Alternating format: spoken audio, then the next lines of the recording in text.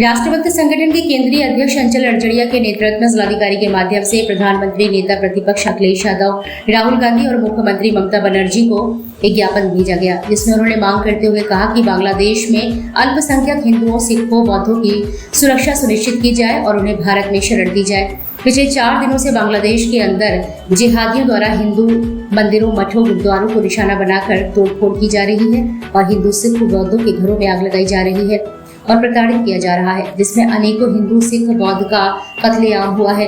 बांग्लादेश में रह रहे अल्पसंख्यक प्रतिपाल जिंदगी और मौत से संघर्ष कर रहे हैं। ऐसी स्थिति में इनका वहां पर जीवन यापन कठिन है।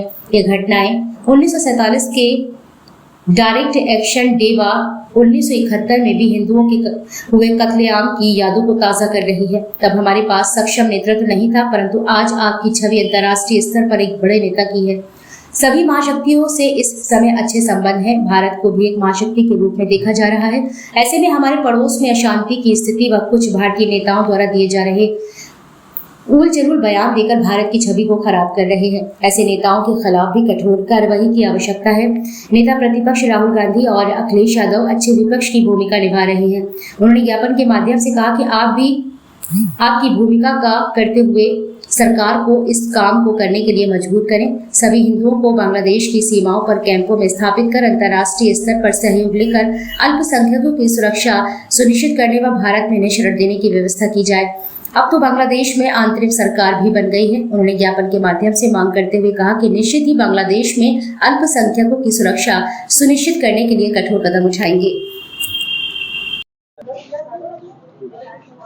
क्या मामला लेके आए?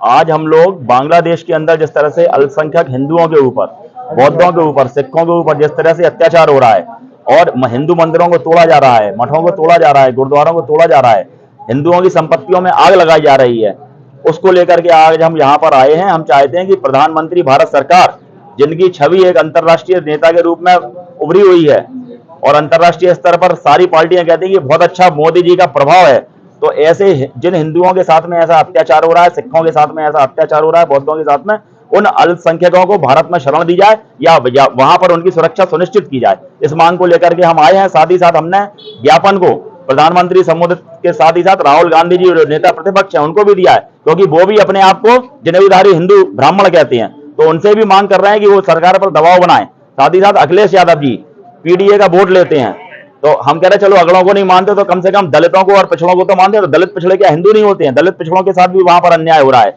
ममता बनर्जी जी, इन सबके नाम हम ज्ञापन दे रहे हैं कि कम से कम हिंदुओं की वहां पर रहने वाले प्रत्येक हिंदू परिवार की सुरक्षा सुनिश्चित हो और ऐसे लोगों को सीएए के तहत भारत की नागरिकता दी जाए अगर वहां पर सुरक्षित नहीं रह सकते हैं, क्योंकि अब वहां पर सरकार का भी गठन हो चुका है।